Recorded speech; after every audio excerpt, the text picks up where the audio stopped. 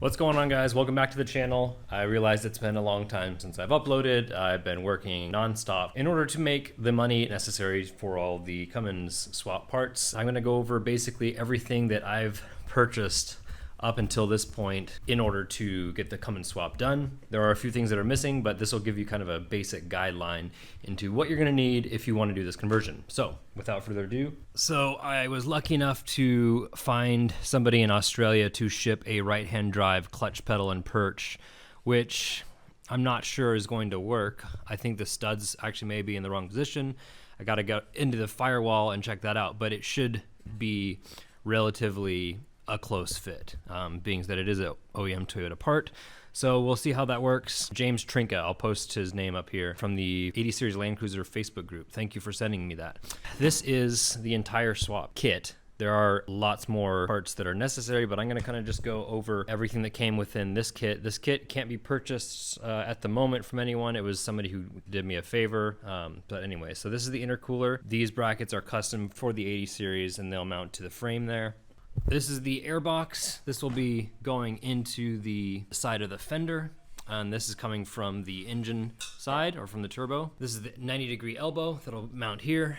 Upper and lower radiator hoses for the Cummins. All the charge pipes for the intercooler.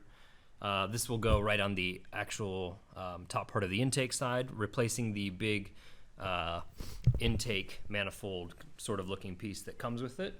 This is the AC manifold, basically. It's a manifold that's going to connect from the Dodge AC lines to the Toyota lines going back into your glove box. So this is going to be one of the parts of the water neck that's going to come from this custom bracket right here. This bracket relocates the AC and the alternator, I believe. I should know this by now, but I don't because I'm tired. This is the water neck. It is clockable, which is pretty cool. I like it being able to adjust. This is the tensioner that'll go on this bracket here, I believe, or somewhere, I forget. This is a 3-inch exhaust flange coming off the turbo. This, you fabricators will know better than I do, but this is a radius bend, so it's 3 inches throughout the entirety.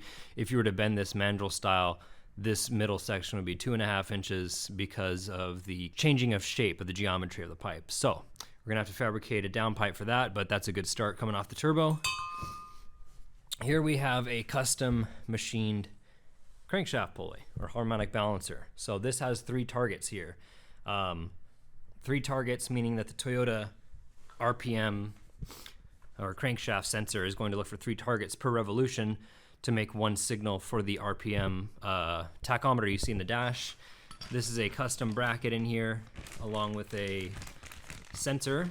It's just a Dodge sensor that's going to be wired in. This will mount up into the block so that the sensor can read the 3 targets. This is a spacer for the steering linkage.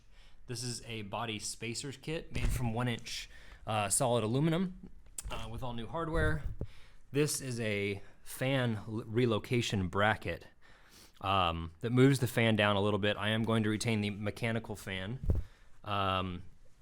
that comes with the Cummins instead of doing electric fans. A lot of people do electric fans. I don't have any problem with that. I think that's a good idea. Or this is a thermostat, I believe, from a 24 valve that closes at 190. Yeah, 190 right there. So, which is good. I think the stock is 180 or 185. This is the belt necessary for this application. So these are the 2 main shafts that will go in the NV4500. This is a Dodge 4x4, which I bought with my transmission rebuild kit, splined at 29 splines. This is a 2-wheel drive NV4500 shaft. This has been custom milled now into 19 spline.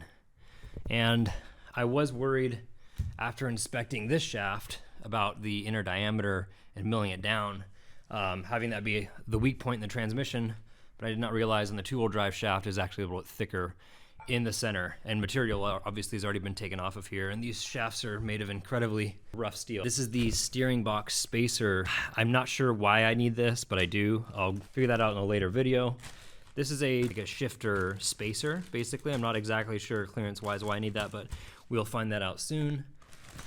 This is a template to drill into the frame for the intercooler. The intercooler itself, not the piping. Speaking of intercooler piping, These are part of the intercooler, basically. These have little reams right here at the end, and I'll have to get more information on this later, but basically these are going to be part of the intercooler piping I'm going to take a hole saw and drill through the frame so that the intercooler piping is passing through the frame. I like the way that routing of it works a little bit more than doing it in the fender wells. This is just basically a little straw that we're going to modify the in-tank fuel pump. Well, fuel pump delete, right? So this is just going to be a straw that takes place of the rest of the fuel pump canister in the tank. Obviously, the Cummins has the mechanical fuel pump. So this is the NV4500 to HF2A F. I think I forget what transfer case I have up in 95, but yeah, this is made out of aluminum. Really nice machining here, and does include the dowel pins. Yeah, this will connect the NV4500 to the Toyota transfer case. These are custom power steering hoses that will work with the Toyota steering box going into the Cummins engine. This, I believe, is a dual fitting coming off the back for coolant temp and AC cutoff. These are the motor mounts. So I believe I'd say 3/8 inch steel looks like what these are. Tried and true. These have been used in several different applications from the guy I had made my kit with, and they work very well. Okay, so we have our NV4500 here. Let me take this opportunity to ask you to please subscribe to the channel. I would really appreciate if you hit that subscribe button. Trying to get to 1,000 subscribers so that I can get monetized. I have all the other parameters needed to get monetization, but we need that 1,000 subscriber mark. Thank you to everyone who has subscribed, and thank you everybody who is watching. I really appreciate you all. We just hit 600 subscribers. I'm so stoked. You guys are awesome, and thanks for all the support, and thanks for giving me a reason to make these videos. As with all the videos, feel free to comment down below if you have any questions, but let's jump into this NV4500. All right, so not the CBR, but the NV4500. So I've gotten a little bit into the case here, as you can see. I've taken fifth gear nut off, I've gotten it loosed, which actually wasn't that hard, to be honest. You have to have that special tool for the grooves here, but I just smacked it with a hammer instead of using a bunch of breaker bars, and was able to get it loose. Issue I'm having now is I need a special gear puller. Not really a special one, I just don't have the type of gear puller I need to get onto this. To take this is fifth gear, I believe, and then you've got, I don't know.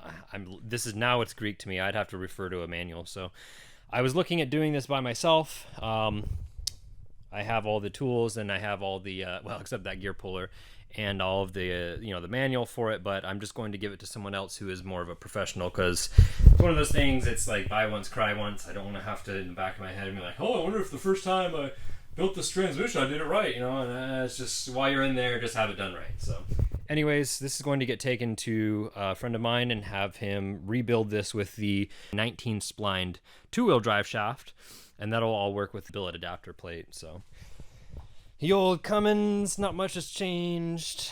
I'm waiting on around $2,000 worth of parts to get this all put back together. I need a new oil pan because it was dented and it was actually bending the sump. The sump is fine, I've checked that, but need some other stuff. Like over here, we're working on this crankshaft wear sleeve, and then it needs a custom seal, which I have bent by using a press and not having something to transfer this plastic piece into, or at least have it be protected.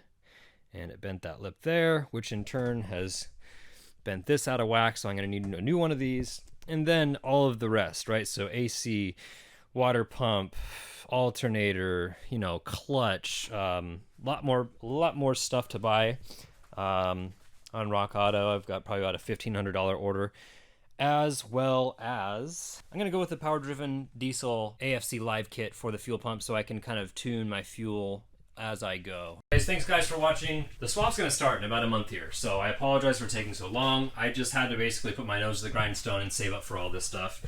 I'm at a point now where I can give you an idea, like a ballpark of how much this whole thing costs, but I just want to wait till I'm all the way done.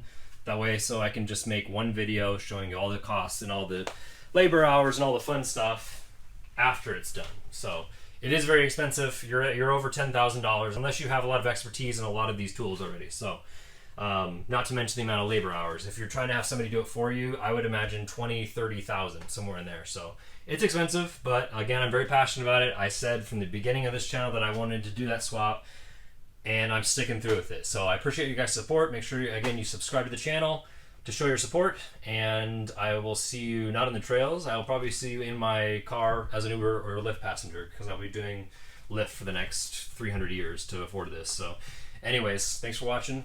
See you later.